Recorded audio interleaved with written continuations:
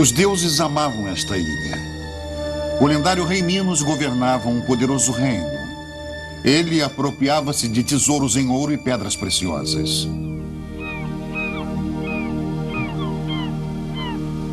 A costa da ilha parecia intransponível e seus portos seguros.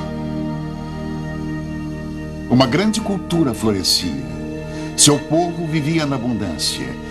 Aqui eram construídas majestosamente à luz mediterrânea as primeiras cidades da Europa. E a terra fértil assemelhava-se ao paraíso. Nenhum inimigo ameaçava aquela paz. De repente, os elementos se uniram para destruir aquele mundo feliz. Disse que a terra se abrira.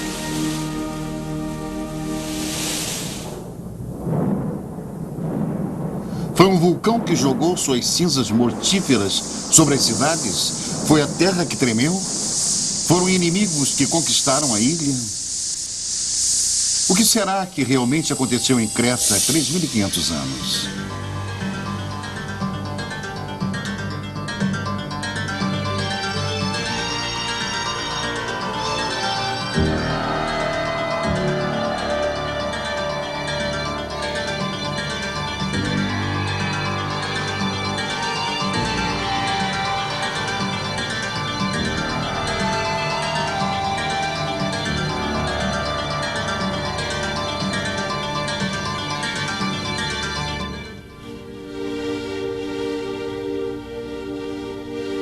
Uma revolução técnica transforma o mundo.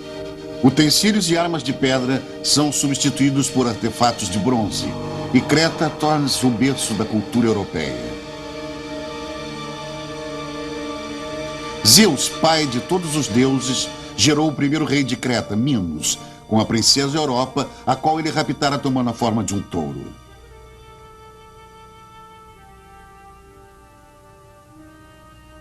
A maldição do deus do mar, Poseidon, atinge a esposa de Minos, Pasipéia. Ela se apaixona por um touro e concebe um filho meio humano, meio touro, o Minotauro. O rei esconde seu enteado em um labirinto.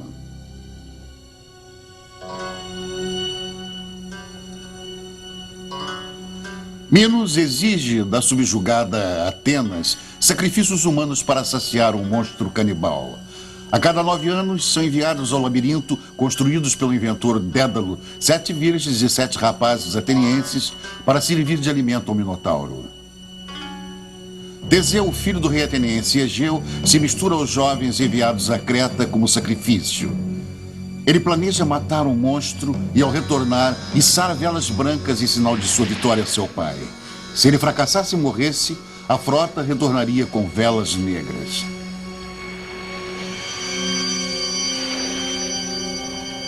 Os navios partem rumo ao sul, em direção ao misterioso reino minoico.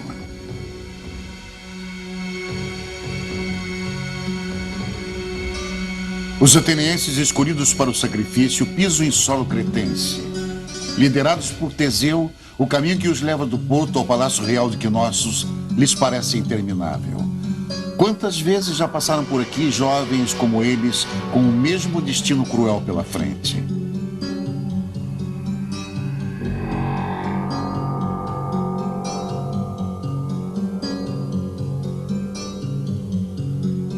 Os atenienses são recepcionados por minuanos curiosos. A larga escadaria em frente ao palácio forma um palco natural. Será que foi aqui que a loira Ariadne, filha de Minos, viu Teseu pela primeira vez e se apaixonou pelo herói? Os atenienses perdem as suas esperanças. Nunca conheceram construções tão majestosas, salões tão gigantescos, corredores confusos, escadarias que levam ao subsolo, a um aposento para banhos rituais. Estarão eles preparados aqui para a sua morte?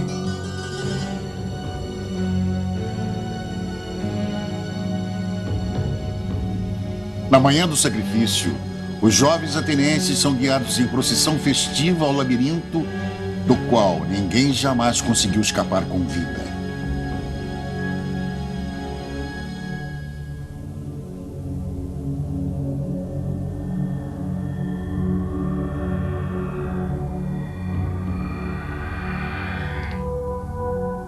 Um reino de sombras desnorteantes, marcado pelo machado duplo. A palavra labirinto vem do grego arcaico labriske, que significa casa do machado duplo. Aqui o terrível Minotauro, sentado ao trono, esperava as suas vítimas. Ninguém consegue lhe escapar.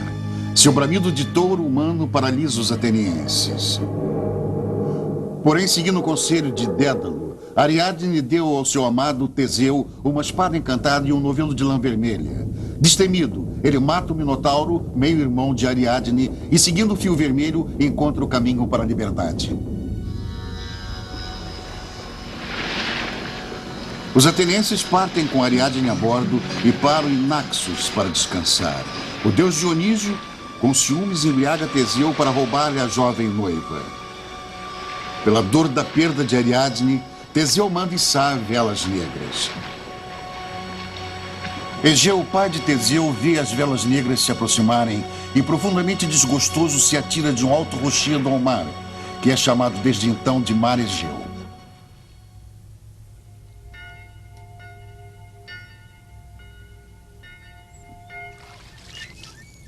O passado misterioso de Creta parece estar vivo até hoje, como se a história não a tivesse transformado desde então. Já na Era Dourada de Creta, as florestas tinham sido derrubadas para fornecer madeira, navios e palácios. A paisagem pertence aos rebanhos. Eles dão carne, leite, couro e lã.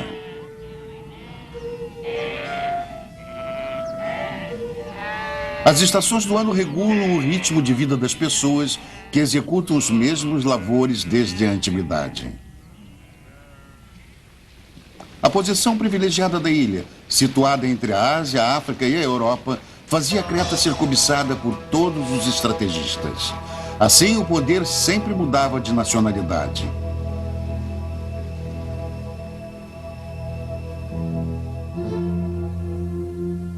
Romanos, bizantinos, árabes, venezianos e turcos deixaram suas marcas.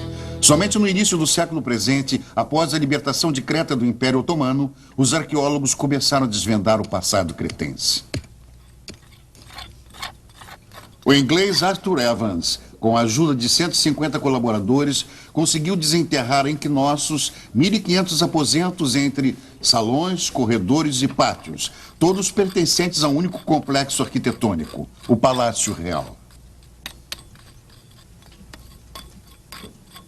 O desenho arquitetônico é tão desnorteante que Evans tem a certeza de ter descoberto o labirinto do Minotauro. Ele tenta, com muita imaginação, reconstruir os edifícios soterrados. Cimento e pedras substituem as colunas e os telhados, originalmente de madeira, destruídos pelo fogo. Desta forma, a cultura perdida vai sendo lentamente recuperada. Somente com a técnica da computação gráfica nos é possível imaginar o tamanho e o esplendor desta construção. Por portais imponentes se chega à área interna do palácio. Ao redor do pátio central estão agrupados os prédios de representação, religião, administração, abastecimento, tesouraria e oficinas. Aqui se encontra o centro do poder do reino minoico. Os cretenses parecem não temer nenhum inimigo. Ao redor deste centro não existe nenhum muro protetor. Os homens em Knossos demonstram autoconfiança e dignidade. As mulheres exibem elegância e joias.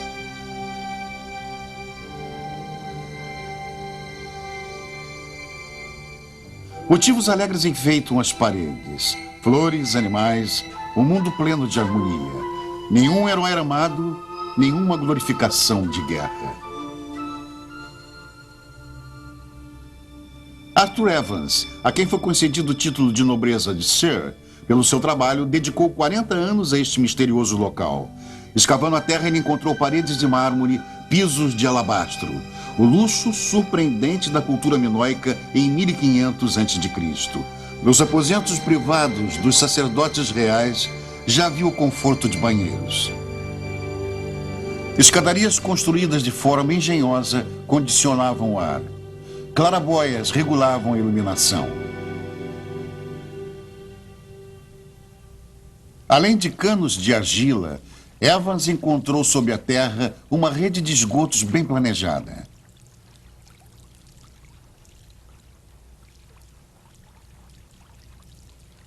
A água da chuva que se acumulava nos pátios do palácio era canalizada e desviada para fora do palácio. Nos armazéns foram encontrados 400 vasos para óleo, cereais, mel e vinho. Esta figura de argila foi encontrada em uma câmara de tesouro subterrânea. Será uma sacerdotisa com serpentes sagradas ou a deusa da fertilidade?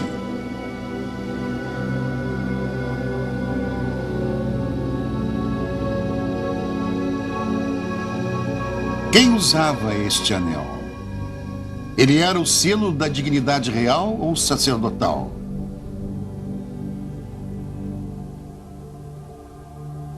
Enigmático também é este trono de alabastro. Mantinha o rei aqui as suas audiências, celebrava aqui a deusa das serpentes, seus rituais de sacrifício. Era aqui o trono do Minotauro? E sempre a figura de um touro.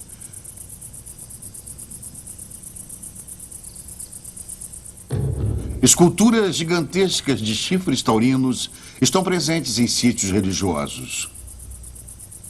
O touro como guardião será um símbolo mágico?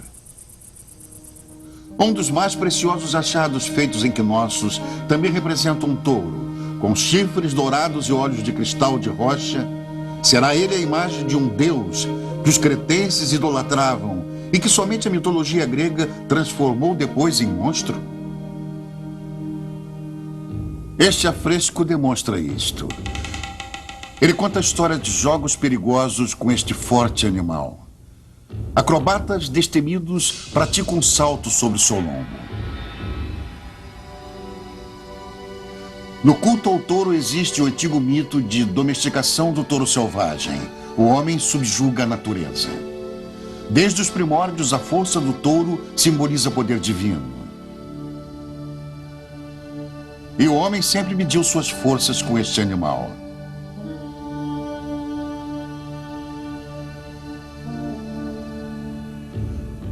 Para sobreviver aos seus arriscados saltos, os acrobatas taurinos cretenses deviam ter um excelente preparo físico.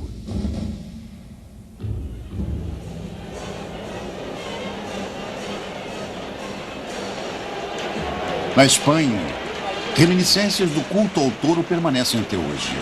Porém, a carnificina amplamente aplaudida na arena já perdeu quase toda a referência à origem. Não se trata mais de um encontro com o divino. Trata-se apenas da destruição de um animal. Quando o touro e o toureiro se encontram, o animal já está tão enfraquecido que não tem mais nenhuma chance contra o experiente matador. O final sangrento faz parte do programa.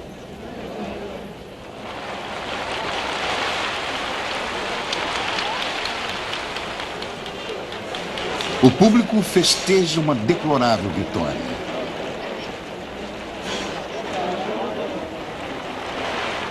Mas o touro ferido é perigoso.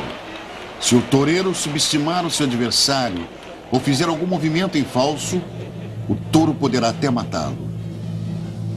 Para um toureiro espanhol, é inconcebível enfrentar o animal desarmado, como era o costume na antiga Creta. Para o acrobata minoico, a menor falha podia ser fatal. Talvez assim tenha nascido a lenda do Minotauro canibal.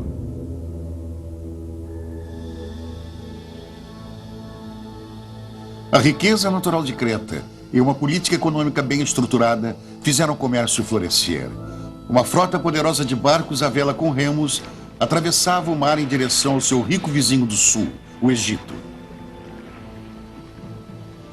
Os comerciantes minoicos subiam o Nilo até a lendária cidade de Tebas.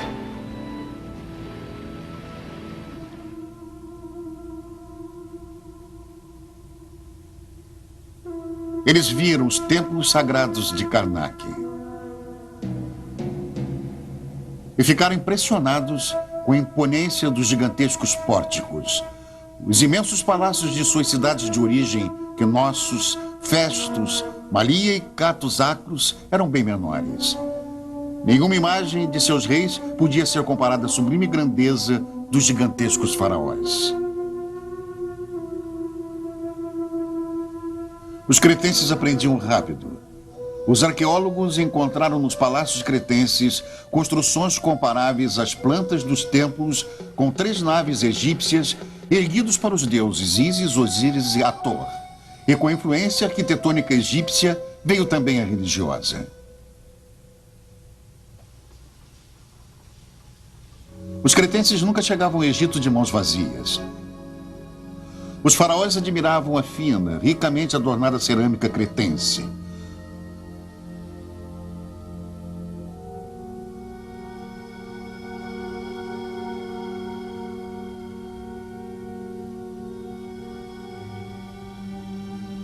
Os cretenses eram chamados de Keftiu no Egito.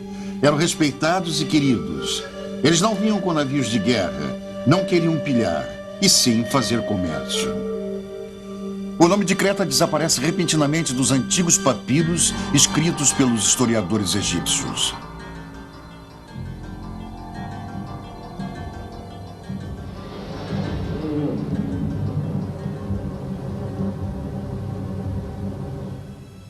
O que aconteceu em aproximadamente 1500 a.C.?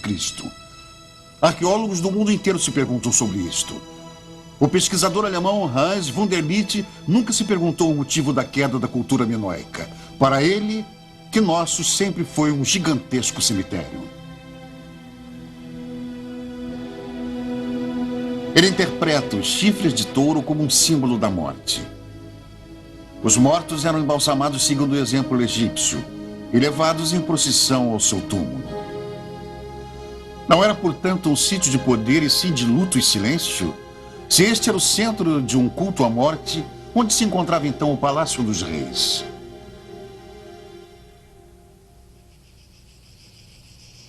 Hoje a tese de Wunderlich está ultrapassada. Arqueólogos encontraram próximo aos palácios inúmeras cavernas que serviam de túmulos com cinzas de seus mortos da era minoica. Os cretenses consideravam as cavernas sagradas. Ali, eles ficavam mais próximos às forças indomáveis da natureza, ao interior da terra. Segundo o mito de Zeus, os deuses nasciam em cavernas. A caverna de Eileitia já era um local sagrado para cultos religiosos há 5.000 anos, como demonstram os achados arqueológicos nela.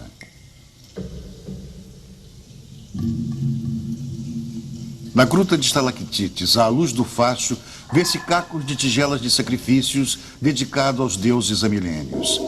E os achados nos provam, também a deusa das serpentes era adorada aqui.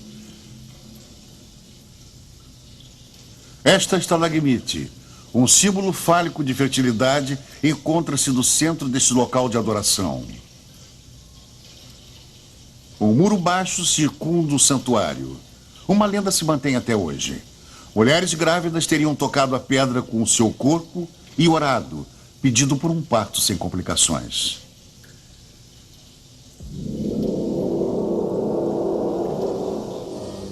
A montanha de Ida também é considerada sagrada pelos cretenses. Nesta serra, sempre coberta de neve, há uma gruta onde, segundo a lenda, nasceu Zeus, o pai de todos os deuses. Não muito longe de Ida, se encontram as ruínas de Festus, o segundo palácio mais importante da ilha depois de Knossos. Também Festus foi destruído por uma misteriosa catástrofe em aproximadamente 1450 a.C. Aqui foi feito um sensacional achado arqueológico, um pequeno disco de argila, o primeiro documento de uma escrita europeia. Até hoje, ninguém conseguiu decifrar os símbolos gravados na peça. O seu significado permanece perdido na história. Tudo o que se sabe sobre a mensagem gravada no disco de Festus é que os hieróglifos desenhados em forma de espiral devem ser interpretados de fora para dentro. Grupos inteiros de ideogramas se repetem, lembrando hinos religiosos que guardarão os seus segredos talvez para sempre.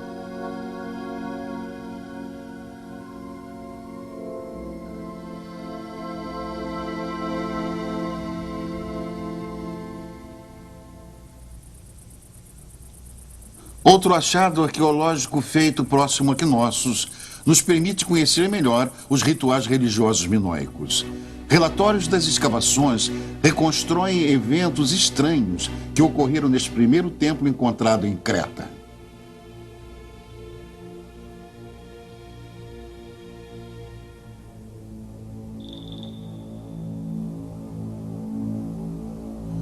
De trás da antessala estão as portas que levam aos 3 aposentos dedicados aos cultos religiosos. Na sala do meio enfileiram-se as oferendas.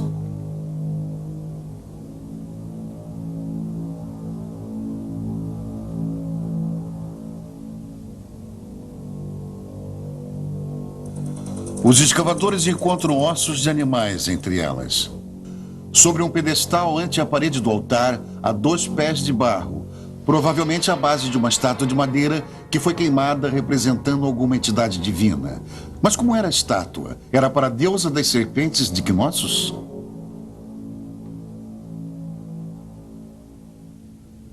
Em uma tigela quebrada encontrada na antessala do templo, reconhece-se a figura de um touro. Era uma tigela para oferendas animais? Ao lado dos cacos, restos de um ser humano. Tratava-se de um sacerdote? Na sala direita, os arqueólogos encontram vestígios de uma tragédia. Ao lado do altar, estão caídos um homem e uma mulher. Sobre o altar encontram-se ossos e uma faca para sacrifícios. Estariam eles sacrificando um touro no momento da catástrofe? Na pintura de um sarcófago vê-se a reprodução do ritual.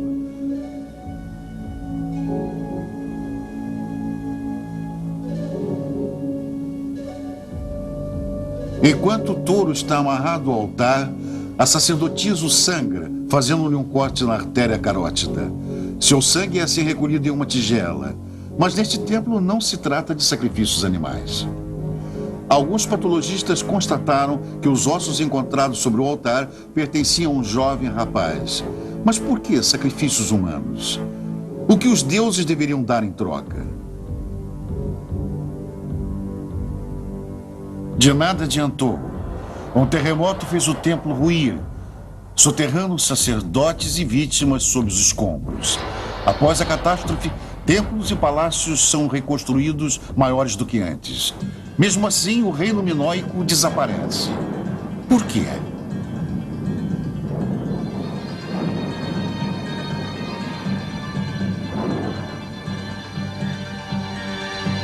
O indício nos leva ao norte. A 120 quilômetros de Creta está situado Santorini. O arquipélago falciforme é formado por restos de um enorme vulcão. No momento de sua erupção, ele deve ter literalmente explodido, jogando quantidades inimagináveis de lava pelos ares. Na Terra formou-se então um vácuo, quebrando a ilha ao meio.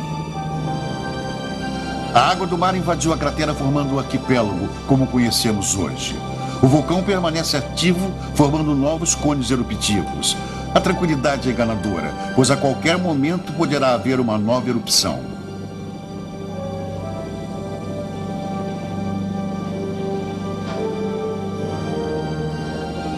Viver em solo insulano tão perigoso exige fé em Deus, mas também tem suas vantagens. A terra vulcânica é muito fértil, produzindo o famoso vinho de Santorini, cultivado em vinhas em forma de terraços. Os visitantes do mundo inteiro que aqui chegam não vêm em busca de sinais de destruição, e sim para conhecer os povoados pitorescos situados à borda de uma cratera circundada pelo mar. Após um forte terremoto em 1956, os povoados foram reconstruídos. O alegre presente de Santorini contradiz o seu terrível passado soterrado na ilha. O arqueólogo grego Espiridon Marinatos descobriu na península de Acrotiri, em Creta, no ano de 1967, soterrada sob uma espessa camada de cinzas, uma cidade da Era do Bronze. Há 30 anos há escavações na área. Constatou-se que Acrotiri era uma colônia cretense e o seu trágico fim foi um golpe de sorte para os pesquisadores, pois as cinzas protegeram e conservaram toda a sua cultura. Cozinhas e oficinas nos contam o dia a dia de seus habitantes. Cereais e caroços de azeitonas foram encontrados em jarros e tigelas. Porém, o trabalho entre paredes desmoronadiças é perigoso.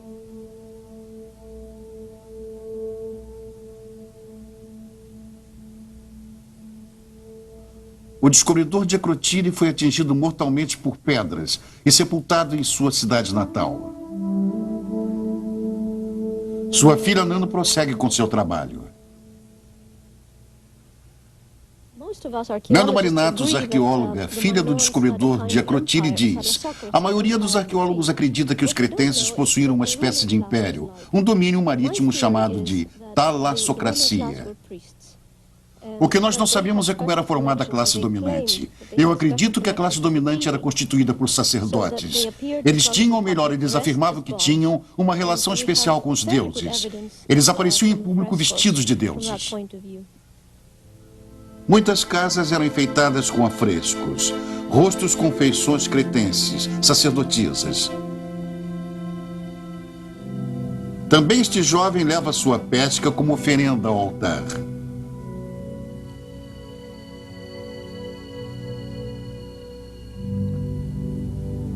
A brilhante cultura se perde sob o caos. A terra treme. Paredes e escadarias são esmagadas pelas forças da natureza. Depois, a erupção do vulcão. Muitos pesquisadores concordaram com a ideia de Spiridon Marinatus. O primeiro a afirmar que o vulcão de Santorini fora o responsável pela destruição da cultura minoica em Creta, em 1500 a.C. O vulcão teria expelido as suas cinzas sobre o mar e envenenado a terra. Homens e animais morreram de fome. Com a erupção, rochas caindo ao mar teriam desencadeado uma onda gigantesca que afundara a famosa frota cretense e destruir as fortalezas portuárias.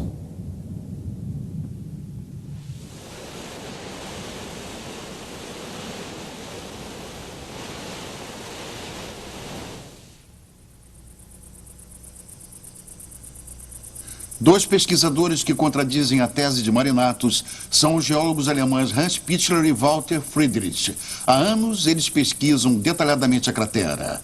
A camada de cinzas e pedra-pomes que cobria a Akrotiri tinha 60 metros de espessura. A última grande erupção na Era do Bronze expeliu rochas como esta. As pedras narram a história quando se sabe interpretá-las como geólogos.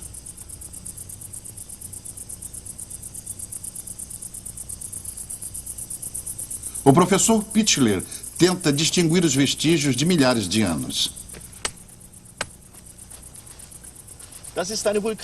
Hans Pichler disse: esta é uma bomba vulcânica. Percebe-se que a camada de terra onde esta rocha caiu era úmida e não houve uma chuva vulcânica. Nota-se ainda que este bloco de lava quebrou-se em vários pedaços menores. O professor Friedrich descobre uma colônia pré-histórica no interior da cratera. É uma prova concreta de que esta cratera já existia antes da erupção vulcânica que supostamente destruiu Creta. Uma rocha insignificante. Para o geólogo, um livro contendo muitas informações. Quem prestar atenção reconhecerá fósseis de conchas marinhas. Portanto, a cratera com água do mar de Santorini é antiquíssima, não podendo ter causado uma onda gigantesca como a erupção na Era do Bronze que teria atingido a costa cretense. Com novos dados, os pesquisadores simulam no computador o que realmente aconteceu há 3.500 anos. Nuvens de vapor sobre a cratera prenunciam uma erupção. Os habitantes fogem da ilha. Depois segue-se várias explosões. Cinzas e pedra-pomes são lançados à estratosfera a 37 quilômetros de altitude. As cinzas são levadas pelo vento para o sudeste. A cratera ruiu, a água invadiu reagindo com o magma, formando uma mistura explosiva. Toda a vida desaparece de Santorini. A água do mar que penetrou na cratera durante a erupção é expelida violentamente como uma avalanche fervente, mortífera para Santorini, mas não para Creta. Milênios se passaram até Santorini formar a configuração que conhecemos hoje. Os geólogos querem conhecer os detalhes. Escalar o vulcão é arriscado, mas somente aqui eles poderão encontrar restos de árvores e plantas queimadas pela lava da erupção. Talvez neles esteja a resposta à sua pergunta. Em que ano foi destruída a ilha?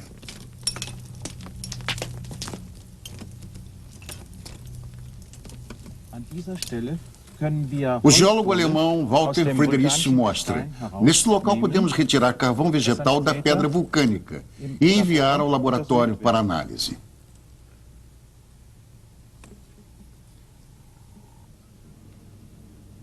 Os achados de Santorini são analisados na Dinamarca.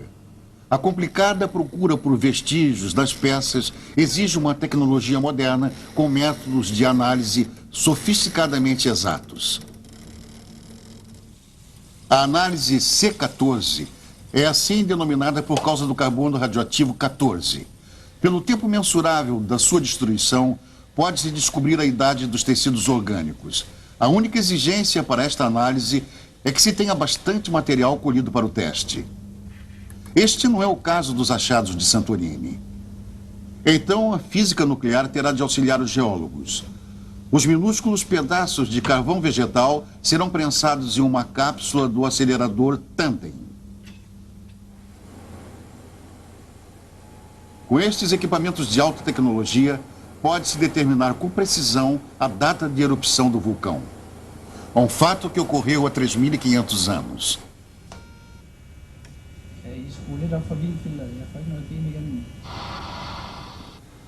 Um laboratório subterrâneo no Instituto de Física Nuclear de Aarhus, na Dinamarca, isolado por altas paredes de concreto. Aqui será feito o teste. É dado o sinal para o início. De um campo magnético poderoso, são liberados elétrons que são dirigidos por um sistema de tubos até a cápsula e se chocam com um pedaço de carvão vegetal.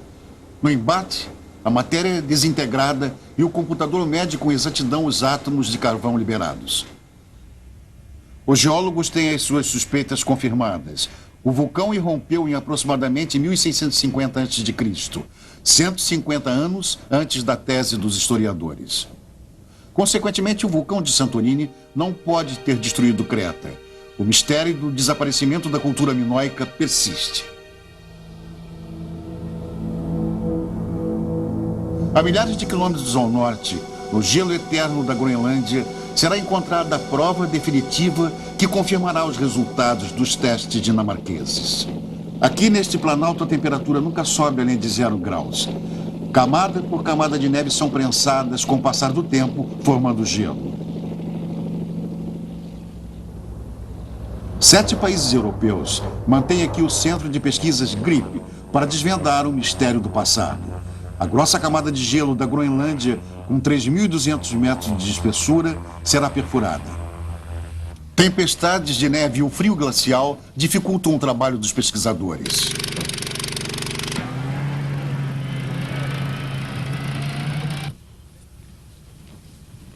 As condições extremas do clima obrigou-os a desenvolver uma técnica de perfuração específica. Em câmaras enterradas sob a superfície do gelo, a equipe técnica trabalhou durante um ano até atingir o solo sob o gelo. Os núcleos de perfuração retirados do gelo têm 3 quilômetros de comprimento e, com métodos complicados de análise, contam a história do nosso planeta. Mudanças climáticas, eras glaciais. Os pesquisadores podem acompanhar a formação da Terra durante 200 mil anos.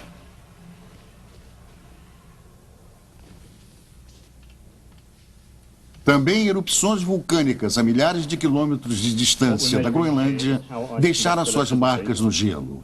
A neve ácida, detectada por sensíveis aparelhos de medição.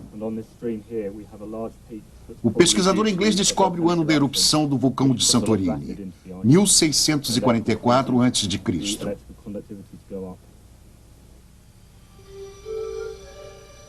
Para os arqueólogos, esta data é muito importante. Mokros, na costa norte de Creta, foi, na era minoica, uma próspera cidade comercial. Os restos do seu atracadouro se encontram hoje submersos.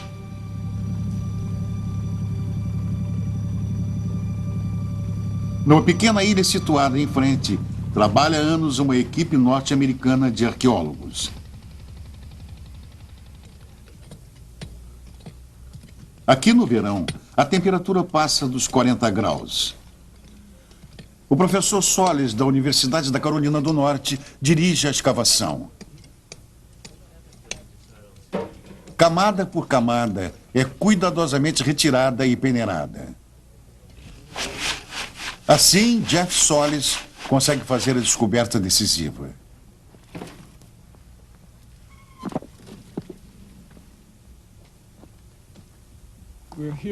O professor Jeff Solis, diretor das escavações norte-americanas em Creta, explica-nos. Nós nos encontramos agora na casa C1, no aposento com a base da coluna. Quando escavamos o piso da casa, encontramos cerâmica do fim da Era Minoica. Podemos estabelecer assim a época da construção desta casa.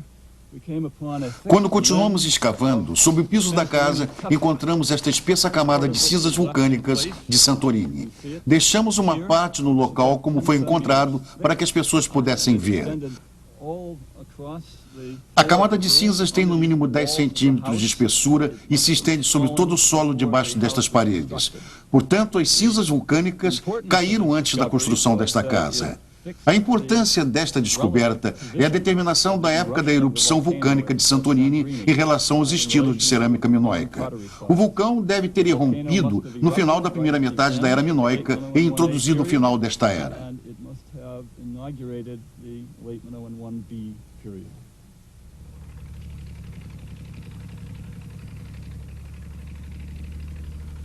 Há muitos anos, o arqueólogo norte-americano Philip Bittencourt também pesquisa o passado de Creta. Ele descobriu em Psira uma colônia da Era do Bronze.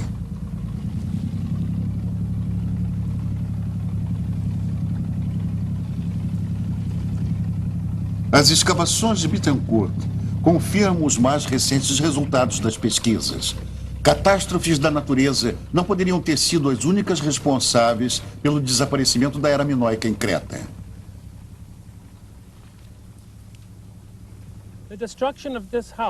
O arqueólogo norte-americano Philip Bittencourt explica: a destruição desta casa na primeira metade da Era Minoica poderia estar relacionada com a erupção do vulcão de Santorini. Ela foi construída na metade da Era do Bronze e não aguentou até o final da Era Minoica. Sabemos que não foi destruída por uma onda gigantesca, mas é possível que o nível do mar tenha subido quando da erupção do vulcão. Terremotos também teriam sido prováveis. O prédio foi destruído violentamente e não foi reconstruído, o que era incomum em Psira naquela época. Em vez disso, construiu-se no istmo mais acima, mais afastado do mar, e utilizaram pedras bem maiores.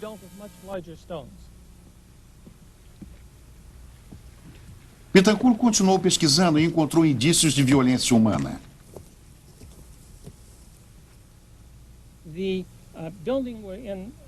O professor Philip Bittencourt prossegue. O aposento no qual nos encontramos vinha a ser a cozinha. Aqui encontramos panelas no seu devido lugar e também um almofariz de pedra para triturar cereais. Porém, em frente a esta casa, havia um monte de jarros quebrados das casas vizinhas. Tudo fora jogado violentamente na rua. Isto nos dá a certeza de que a cidade foi destruída por uma guerra. Não sabemos, porém, se foram os micênicos do continente grego ou se houve uma guerra civil em Creta. A única certeza que temos é que somente uma guerra deixa vestígios desta natureza. Uma guerra, então? Não foi a ira dos deuses que destruiu a pacífica Creta, e sim a crueldade do ser humano? Mas quem eram os atacantes?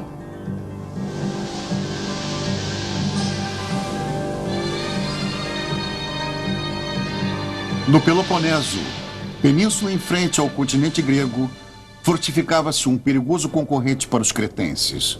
O povo dos aqueus aprenderam religião, letras e arte com os cretenses, mas na técnica de confecção de armas, eles já lhes eram superiores. Pelas poderosas muralhas ao redor do palácio de Mecenas, reconhece-se a tribo guerreira.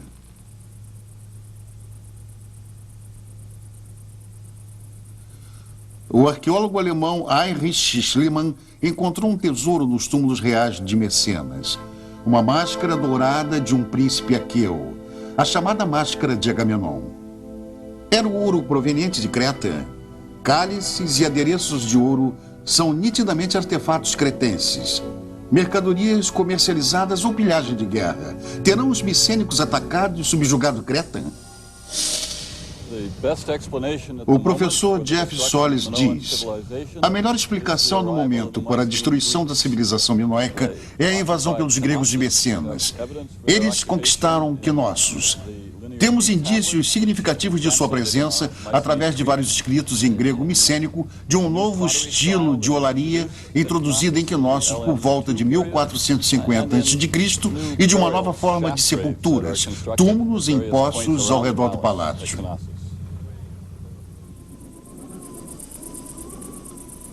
Arqueólogos encontraram vestígios dos aqueus na praia de Comos, na costa sul de Creta. Há 18 anos, o professor Joseph Shaw, de Toronto, Canadá, vasculha as dunas de areia. Raro como seus utensílios de escavação, é também o seu achado mais significativo: as fundações de um estaleiro de arquitetura micênica.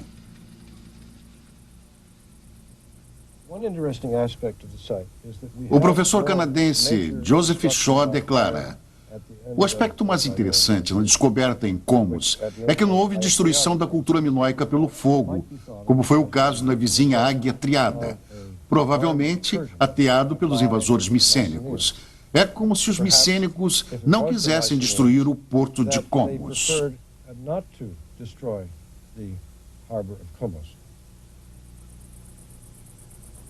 Os aqueus também construíram em Águia Triada. Esta grande escadaria levava ao mercado greco-micênico, onde cada comerciante tinha o seu próprio estabelecimento. Para a Creta da época, uma inovação mantida até hoje na estrutura dos mercados orientais.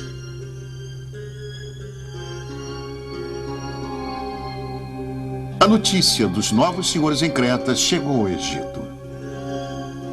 A oeste de Tebas, os faraós erguem seus gigantescos templos em direção ao sol poente. Os seus mortos, sepultados em câmaras subterrâneas, devem seguir a sua viagem para o além em companhia de seus tesouros.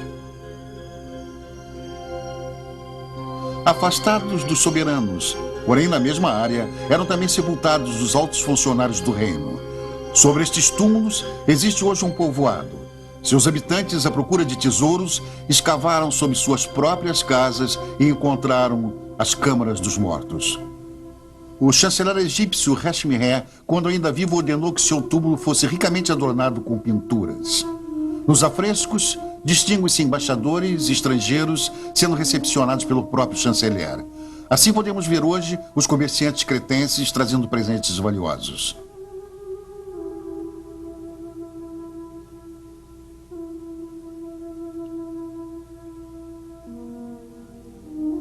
Pouco antes da sua morte, Hashmi-Re deve ter recebido notícia das mudanças políticas em Creta, pois mandou repintar os trajes dos cretenses nos afrescos. Trajes no estilo micênico, como acreditam os arqueólogos. Uma prova política de que os gregos micênicos herdaram o reino minoico. Mas tiveram eles que conquistar a ilha, ou foi uma herança fortuita? A arqueóloga Nano Marinatos diz: as teorias sobre a destruição da Creta minoica foram mudando com o passar dos anos.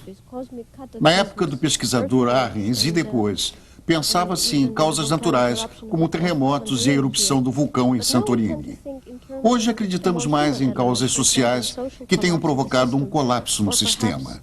Talvez a classe soberana, formada por sacerdotes, não tenha sido mais eficiente na execução de suas obrigações, perdendo assim a credibilidade de seu povo. Cristo Domas explica: todo sistema político que se desenvolve pela satisfação de necessidades e solução de problemas para a sociedade desmorona quando para de se desenvolver e não é mais capaz de apresentar soluções para o futuro. O melhor exemplo é a União Soviética. A arqueóloga grega doutora Nano Marinatos presume que os frequentes terremotos na era minoica abalaram o poder dos sacerdotes. Sacerdotes que nada podem contra catástrofes naturais perdem sua credibilidade perante os súditos. Doutora Marinatos concluiu que as catástrofes naturais contribuíram indiretamente para a queda do Império Minoico, induzindo consequências sociais.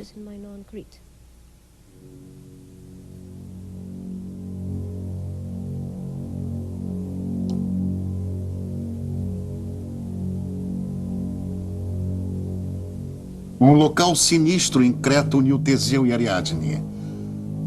Talvez a resposta para o enigma esteja no labirinto de mitos. A terra foi destruída por terremotos. Nas províncias há fome e, como consequência, rebeliões. A classe soberana de sacerdotes começa a perder o poder e pede ajuda ao poderoso vizinho messênico do norte. O rei dos aqueus envia um príncipe que casa com a filha do rei cretense. A divindade taurina é sacrificada. Não se tratava de um deus, e sim de um monstro canibal em seu labirinto. Assim é contada a lenda de agora em diante pelos vencedores.